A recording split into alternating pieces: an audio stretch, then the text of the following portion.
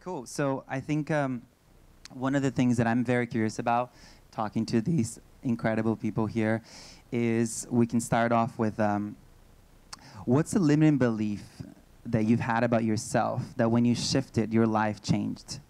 So first of all, it takes the work to notice that you have a limiting belief, and then from that point, being able to make that shift. So you can share in that space. So anyone can take that question.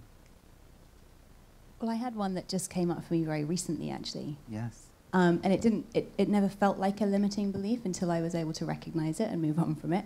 But I realized recently that I've been operating under this idea that in order to be productive, I have to be super busy. And I really realized that actually, no, being super busy just burns me out really fast. And what I produce is not my best work. It's not work that I feel in love with, that I feel inspired particularly to share with the world. And so I've really been consciously, when I find myself getting sucked back into that busyness that we're all so good at in this city, right? It kind of breeds it in a way. It's in the air. Just the past couple of weeks, I've really been going, no, how about you just don't send that email? How about you just take another 20 minutes to meditate now instead of sending 10 more emails? Or how come you just don't? How can you just sit? And it's just, I don't know, I've really felt so much more joy coming back into my life just through that very simple act of doing less. So that's been the limiting belief that I've been working with just very recently. I think it's our definition of success, right? I think it goes along with that. So you want to chime into this, Vanessa? Sure. For me, on a professional level, I think oftentimes, actually on a personal level too, we try to be all things to all people. Professionally, having a fitness studio and trying to keep up with the different things that people are craving on a day-to-day, month-to-month basis based on trends really doesn't bode well for creating authenticity and really your own pathway into what you stand for. So a limiting belief for me was kind of thinking that my studio in particular had to have every class and every modality. And once I sort of let that go and I was like, I'm just going to focus on what we're good at and do it really, really well, everything shifted.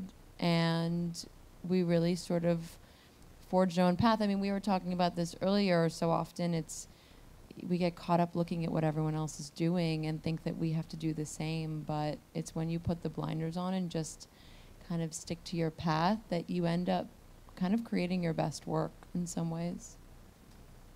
Hell yeah. Jordan, you want to speak about this? Yeah, I would say for me, a limiting sort of whole realm of thinking, a limiting concept for me, has been actually around authenticity. What authenticity is, what it means, and how you live with it. I think we, in many different ways, we think that authenticity looks a certain way. Hence why, and it's popular now, right?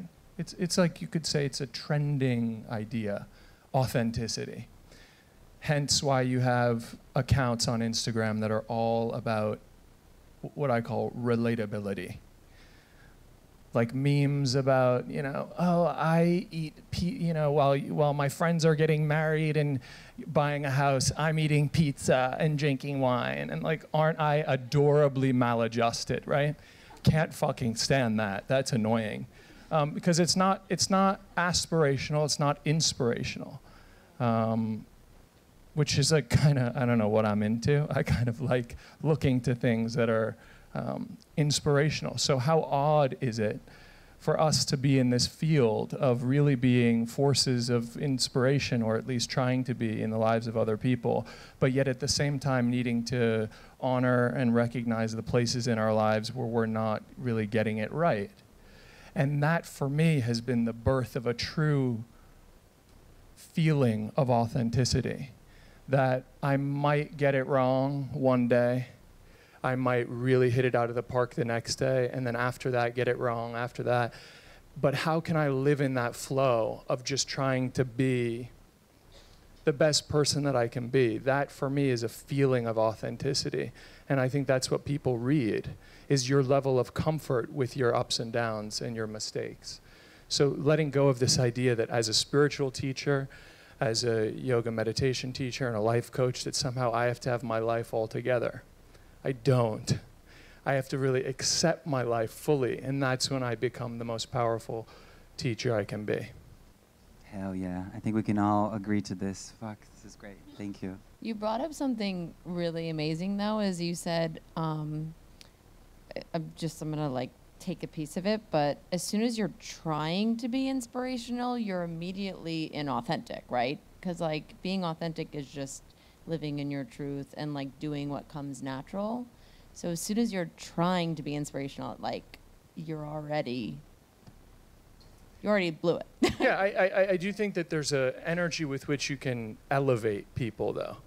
You know, like if you're trying to present yourself as this like icon of inspiration, you're gonna fuck it up. But there is an energy with which you can walk into a room or have a conversation with someone, and your intention is to elevate. And then like even tonight, I don't know about you guys, but I don't prepare for these things. I just trust that I'll be given exactly what I need to say. If my prayer, like what was your word for tonight? What was the word that you were thinking? Sharing. Sharing. Mine was community. Connection. I was thinking about change. Yeah. How many C's, actually? Yeah, mine was Jesus. Because I'm like, I stand for Jesus. He's my favorite Jew. And so that energy of whatever our word was, if our energy is to elevate, to connect, to share, I think we can do that. I think it comes through. Can I chime in? Yes, please. So it's interesting because I like to think about human beings as things that are always changing. If you think about nature, nature's constantly in flux. It's always moving and changing. And the idea of authenticity is something, it almost tricks you into believing that there's some like hidden part of you that is absolutely perfect and you're looking for that part. And I think something that was really personally holding me back was looking for that, trying to find myself. But when I really switched over and realized that instead of finding myself, I need to free myself. I need to really just go inward, try to go as far in as possible, use the meditations that I've learned, all the techniques that I've learned, and just start releasing all these burdens that are keeping me from being happy, being compassionate, being loving towards myself and others. And it was interesting because, it might be like, you might think of it as a detour, but it actually gets you to your goal faster because under your ego, under your cravings, there are these very natural aspirations that you come into life with, and it might be confusing. So if you just go out and you try to find yourself as opposed to trying to just free yourself, you may end up, trying to fulfill a particular craving that isn't really what you genuinely want to aspire to. So if you dig a little deeper and actually shoot for freedom, you're going to get what you really want to do. And, you're always changing, so it's okay, transform, keep changing, you'll get to freedom. Do you want to chime into this, love? Yeah, I mean, for me, it was like sort of deciding to tell on like family systems. Oof. And like the role that I was handed as a kid. And like, so it's like, you're going to do this and it's going to go like this. And you're just going to do that the way we've told you and shown you. And then you sort of stop one day and you go, or maybe you have some life trauma or whatever it is that stopped you in your tracks. But for me, it was like just saying no to sort of the script that was handed to me as a kid. And when, I feel like, when I like became a doula, that was absolutely not what my family expected me to become. And then you have to go through all the people pleasing. I grew up being a very big people pleaser and the good kid and like the sensible kid and the quiet kid. And so just like stop trying to sort of obey those ways of being or the ways that your immediate family, because for me, if it didn't, like for me, it was like taking a brick out of the house and like sort of watching the whole house crumble. Like it was deciding to live differently than my family of origin. Like stop drinking alcohol, definitely not what my people in my family do. Stop, actually like do things that are of service. That's not the life they thought I would have. And it took 5 years of being a birth attendant for them to understand that it wasn't a phase. It wasn't like this hippie thing I was just sort of into for a bit. For them to go, oh wow, okay, New York Times article. Oh yeah, she's a doula, but still understanding that they're on their path, seeing myself as a loving member of my family, but also understanding that I really took another route and being okay with that. That was really what changed my whole sort of the way I lived in the world. And I think being able to discern the family voices in our mind, right? Who's actually talking? Is this my mom's trauma or dad's or grandma or grandfather? I think a lot of this work of tuning into this authentic life and being able to speak, as Diego said, about freeing yourself, I think it has to do with that. Wouldn't you agree? It's about determining. And when I speak about limiting beliefs, personally for me had a lot to do with how my mom's traumas had been cooked into me. Therefore, I was living out so much of that. So when we meet the suffering face to face, how do you find a way to cultivate vulnerability? How can we meet that in a way that is authentic and still, find without being spiritually bypassing with everything is great, but the reality is there's chaos inside everyone's mind. How do we find that balance? How do we meet life with vulnerability, but also kindness and compassion? I mean, for me, I actually had to do a lot of work around inner child stuff, because a lot of my traumas happened as a child before I could communicate, really. So, I'm a survivor of childhood sexual abuse. The moment I told that tale and I was able to be with that little girl, I mean, it was completely life-changing in that I was able to be vulnerable and to be gentle with that person who still absolutely lived inside me. That was earth-shattering for me. And I'm a lot kinder to myself as a result of that channel being more just cleaner. And I'm a lot more vulnerable just in general, and I feel like I'm a lot better as a mother myself, and seeing my child when he's struggling to be vulnerable and he wants to be older and he wants to know the answer. I'm a lot kinder to him because I'm finally acknowledging the kid in me. So, yeah. Thank you. So powerful. Beautiful. Anyone else want to join in this? Well, Dom, you mentioned not drinking, giving up alcohol, and for me that's been a big part of my spiritual path, and it's now part of my work also. But for me, the simple fact of removing that very popular and ubiquitous emotional numbing substance has been a huge lesson in vulnerability, because what's vulnerability but to feel? Oof. And to be able to feel all of the emotions that course through us day in, day out, as we're faced with different situations, as we're faced with different thought processes and whatever it might be. And so simply choosing to not numb out from those and to feel every emotion and to really be with every emotion feels super vulnerable, super raw, and everything is in Technicolor, and it's fucking amazing. Beautiful. I always like to think of healing as something that revolves around observation and release. So just piggybacking off of what Ruby's saying, if you can't hold space for yourself as to what you're actually feeling and note it, be okay, right now I'm feeling craving, right now I'm feeling sadness, right now I'm feeling, the gamut of emotions, whatever it may be at that moment. If you can't honestly interact with it, observe it, then there's going to be no space for actual release. So without observation, there is no letting go.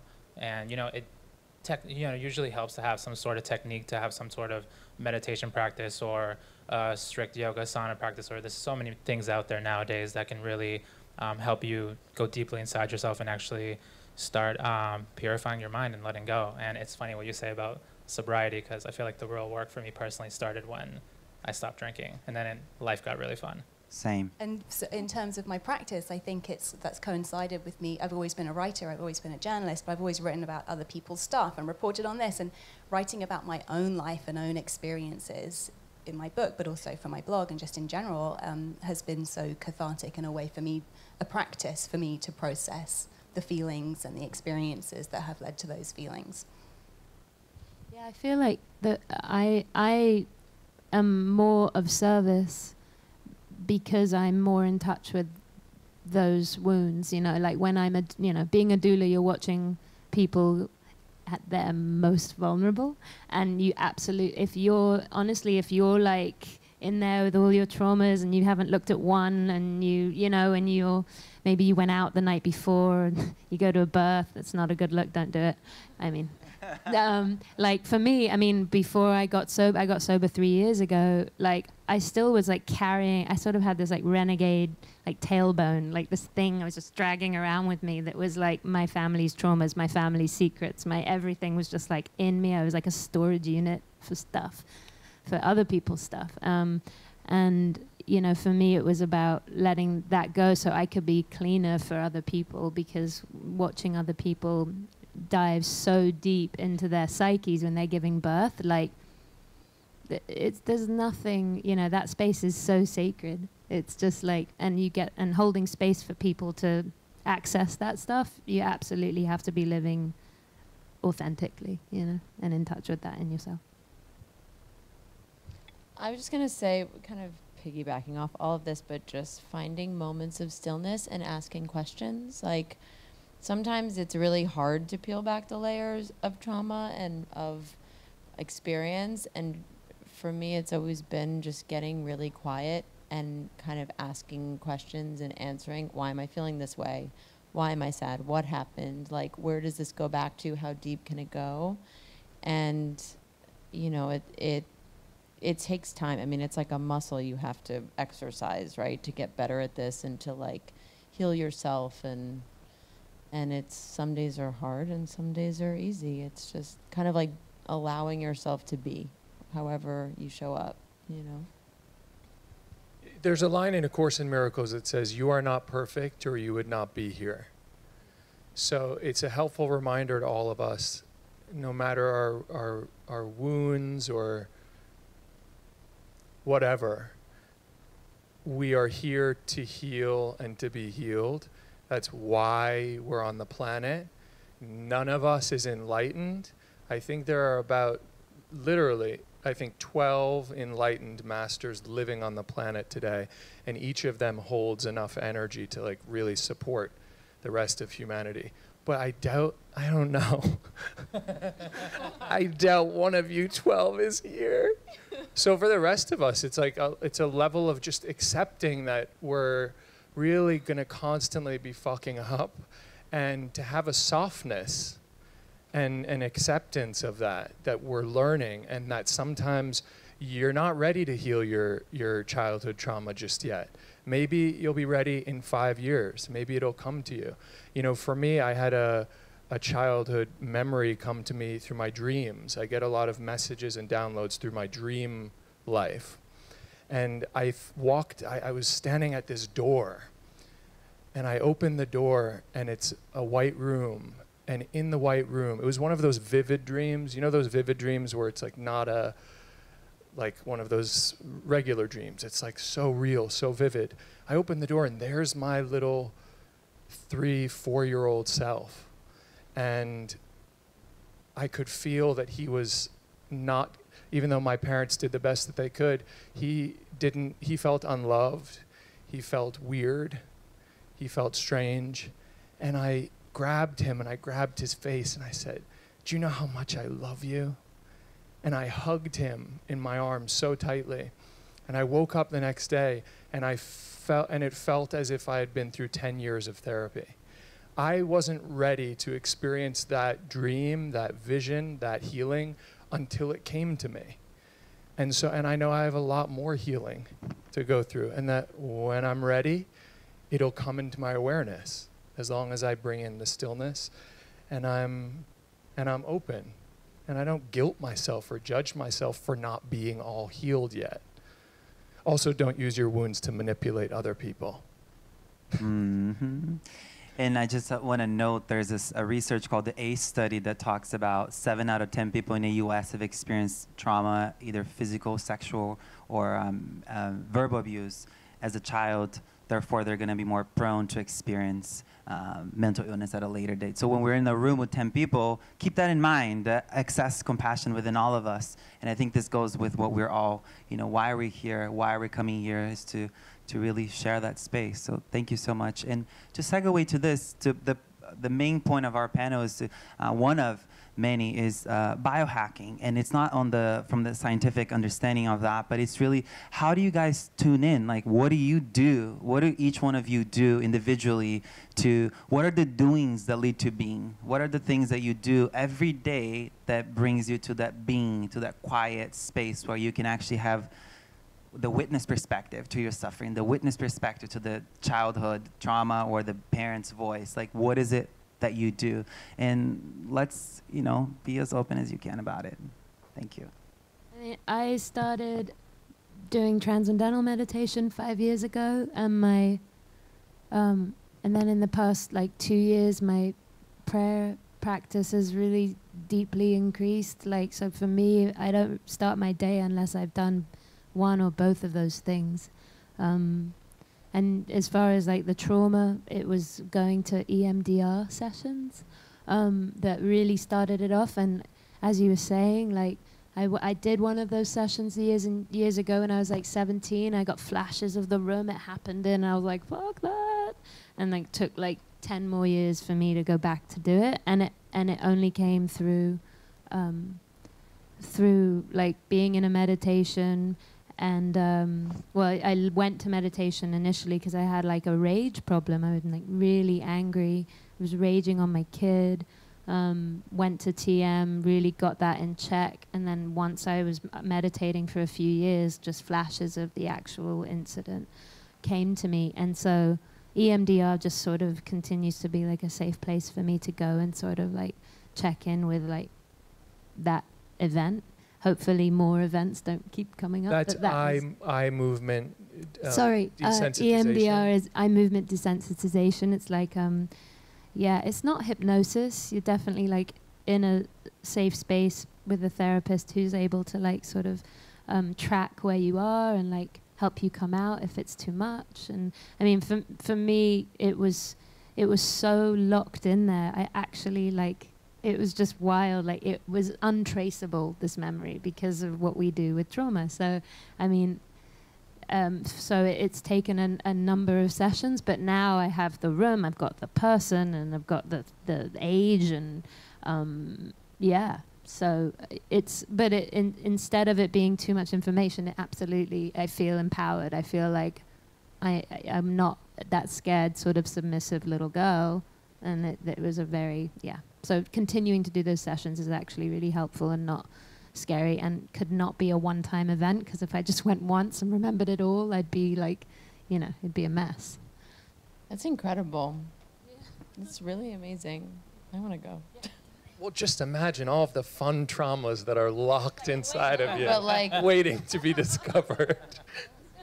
That's one thing that there can't be a better metaphor for that. I mean, when you said a storage container. I mean, that's exactly what's, from what I've understood from meditating, it's exactly what's happening in the mind, is that the subconscious of the mind, it's about somewhere 97% of our mind is subconscious. And there's so much, actually the emotions that we feel, especially the very tense, hard, difficult emotions, we feel them in the conscious level, but then as they pass away, they slowly sink into the subconscious, and then they become patterns when in the future, a similar situation may arise, and you're immediately going to start reacting the same way you did in the past. So if you're prone to sadness, prone to anxiety, you're going to continue having these emotions popping up because they're in your container. And it's really interesting, because I feel like that's essentially what healing is just realizing that there are patterns in your subconscious that affect your behavior, that if you react very intensely, which is, totally fine, it's being honest with how we're reacting is the important first step, and then moving forward into being able to deal with situations much more autonomously and calmly. But I just love its storage container. Personally, for me, though, for what I do, I meditate morning and evening. I do Vipassana meditation as taught by S.N. Goenka, and it rocked my world. I mean, it just really opened me totally up and helped me really move forward in, sometimes rough, sometimes gentle, in ways where I was really able to handle what was coming up. But, you know, it really got me to come to terms with, you know, I mean, I almost died. I think when I was about 24, I was abusing drugs so much, like I almost OD'd on cocaine, and, you know, literally was just like hanging on the verge of between life and death. And then luckily I'm here today, but like coming to terms with all that happened, and, you know, then all that happened as a child and whatnot, just literally constantly unpacking and being able to, you know, be there with yourself. And I think that's one of the most important pieces of advice I give people, is that there's something out there for you, and you'll know what it is when it challenges you, but it doesn't overwhelm you. Because there will be some practices that might totally overwhelm you, and if it does overwhelm you, then you're just gonna stop, and you're not gonna be able to keep going. And that's where, you know, that's where the real work is done, is in consistency. If you keep going at it, keep going, that's when you really start healing yourself. So find something that challenges you, but doesn't overwhelm you, and that's gonna be what's really gonna help you out. That's such a good point, because it's, you know, you hear about all these things, all these different types of meditations and self-help stuff and self-care, and it's like doing too many things, you just get lost in it. So I totally agree. I mean, for me, TM was really, really powerful, and it might sound ridiculous, but like being affectionate and connecting with another human being, whether it's looking someone in the eye, I'm very affectionate, so giving a lot of hugs, does incredible things for your state of mind. In my personal experience, it's like as simple as just greeting someone and giving them your full attention. And I feel like technology has really like made me more aware of that, because so often you say hi to someone and they look up for a second and they acknowledge you're there, and then they look back down, and it feels so empty. And I think, like, you know, whether it's meditation or any of these other things, like human connection at its like basic, you know, natural level, like we're supposed to communicate in like a physical, eye to eye, you know, hearing another person's voice, not just reading a text way. So for me, that does a lot. You know, this age of Aquarius is an age of paradox. And one of the paradoxes is that we are more connected than ever before in the history of humanity, yet we are more disconnected than ever before. So there's that paradox there that, you know, this morning I can have, you know, be looking at someone and talking to somebody in Dubai. How cool is that, in the blink of an eye, with only a millisecond really lag time? But yet, what if after I get off my Skype coaching call with someone in Dubai, I don't see anyone for the rest of the day? And literally last week, I called my friend and I said, I need a human being, because I've been like posting on social and like coaching people, but I need the sound, the real sound of someone's voice. The power of sound. My spiritual name given to me is mantra, which is sound. There is a scientific quality about sound that is so profoundly healing, and so much of our music is programmed at the wrong, you know, refresh rate or whatever you call it. So much of the music we hear isn't live. So many voices that we hear through the computer aren't live, and so they don't have that vibratory quality of healing quality and connective quality that we have when we're live in person tonight and day to day. But and one of the paradoxes, and I'm going to try and finish quick. Yeah, one of the paradoxes is we're also more connected with spirituality than ever before. But yet we're also using spirituality as a distraction. I can't stand, there's a lot of shit I can't stand. I'm literally airing it all to you tonight. One of the things that's frustrating for me is like morning routine and productivity lists. And you read these things and you think to yourself, holy shit, I need to be up at 4 a.m. to finish this list of stuff. I need to have my green juice. I need to meditate for 20 minutes. I need to do all of these things. And that's not what spirituality is trying to get us to do, which is connect to the heart of ourselves and the heart in other people. So for me, the 3 things that I need to do every day in order to remain mentally stable and deeply reasonable, which I choose to believe I am. 1 is morning connection Usually that comes in the form of prayer. For me, prayer is so important, and I feel like it's an undervalued spiritual tool nowadays because of sort of anti-religious sentiment. But for me, prayer is just having a conversation with my higher power. It's remembering God. So when I wake up in the morning, God, where would you have me go? What would you have me say? What would you have me do? And then I take a freezing cold shower every single day of my life.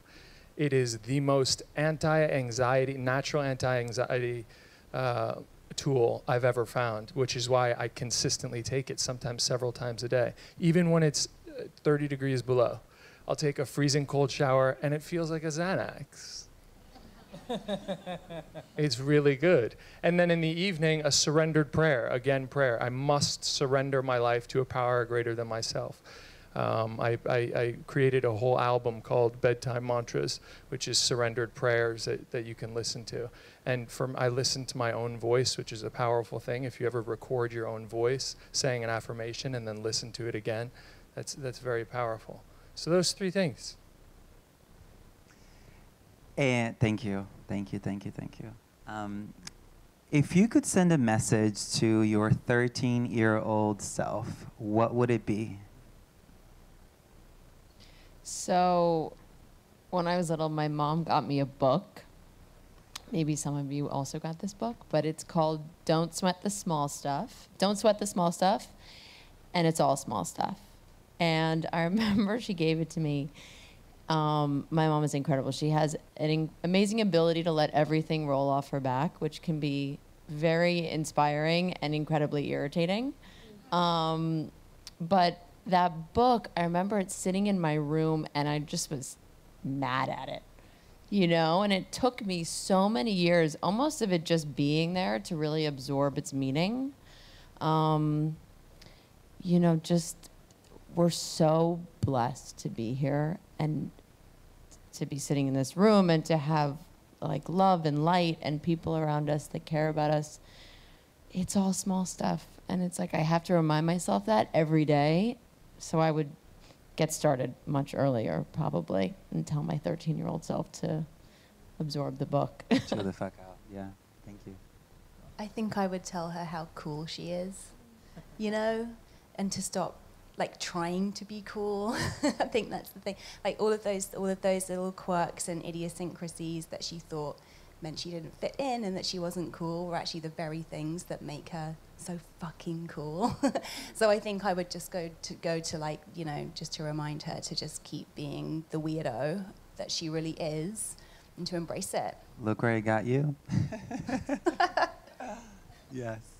I would have told myself that pain is impermanent. I really did not understand that when I was little. I mean, I would go from, you know, when you have like your crushes when you're small and then it doesn't work out and just have the worst heartache ever. Like your heart is just, you know, you're on the floor crying and so sad. And I was like such a romantic little boy. And, you know. Love that image. And like totally got my heart broken a few times. And I was just like, oh, like I'm going to die, you know, like it's done. And it's like, no, dude, you're totally fine. You're going to be okay. It's going to hurt. You're going to be fine. So, you know, pain, it changes, it goes away, and you're not alone. There were so many times where I felt so intensely alone.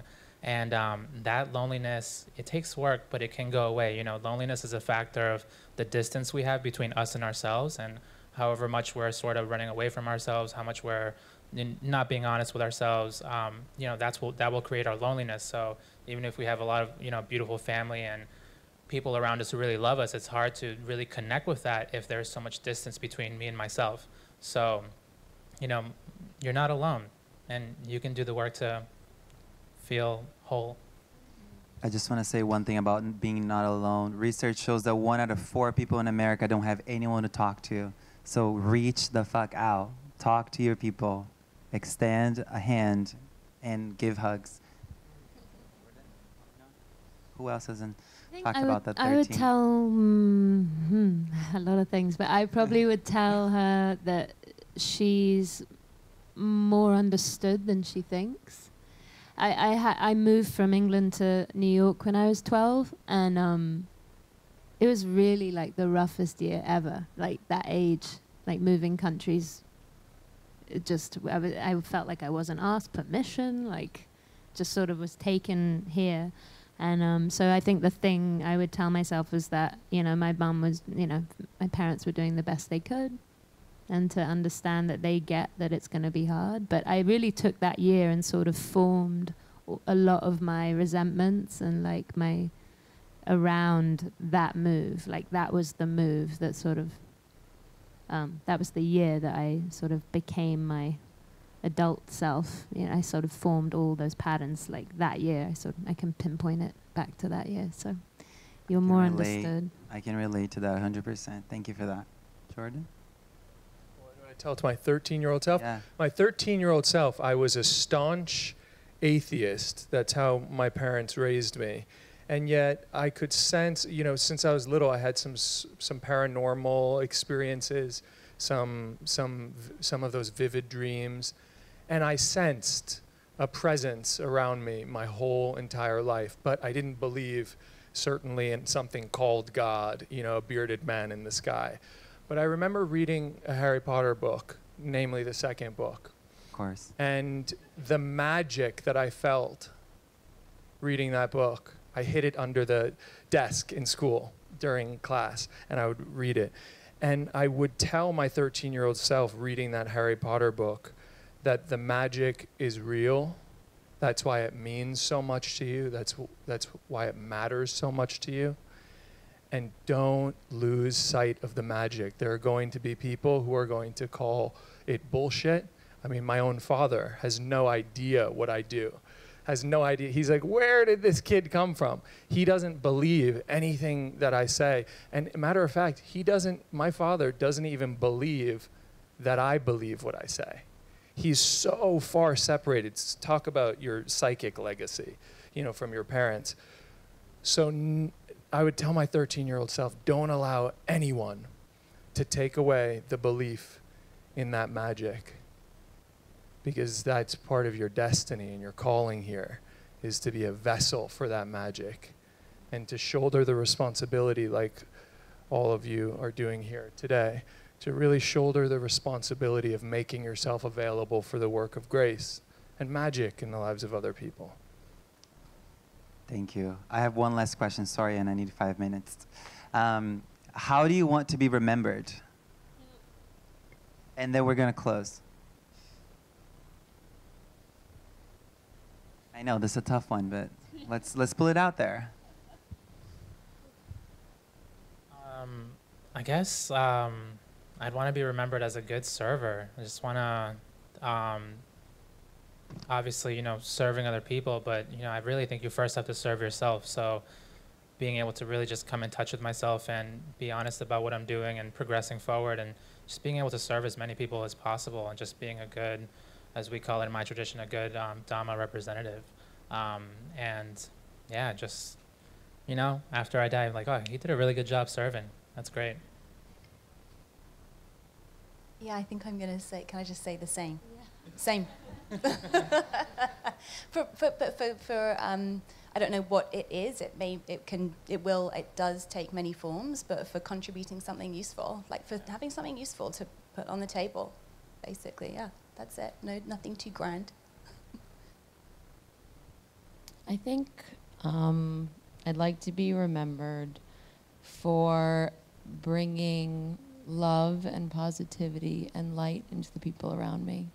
Like, I'd want them to say just, she made us feel really good. That's all we get, really. I guess I want to be remembered for bringing people together that otherwise would never have met. Like just type, and being a good listener. That was something I really struggled with when I was a child, like finding people that really listened. And when I find them now as an adult, I just don't want to let them go. There's something about just someone who will really truly listen to you and pay real attention to you when they're with you. Some of those people I haven't seen in years, but they're in me. So, yeah. I have no fucking idea. It's kind of a strange question. You know, how do I want to be remembered? I mean, I won't be here at that point. But I don't know. I think the energy I'm getting from this evening, even hearing that Surya mantra, right? That song, the energy, the heart-centered energy of compassion. I think just as long as I had a sense of humor, number one, or not, that's number two, but number one, really just like warmed someone's heart. You know, help them expand that fourth chakra. Help them expand that heart center just a bit, to feel like they were accepted. I think that's the greatest gift I personally can give people, is a feeling that I accept you. However fucked up you are, whatever mistakes you've made, I accept you. I accept you. And that for me, there are people who have done that for me that I'll never forget. And so I hope I can do the same for someone else. And like a sense of humor. Laugh a little. Relax. It ain't all that fucking serious. Thank you guys so much. Give it up to this amazing panel. Thank you. Thank you.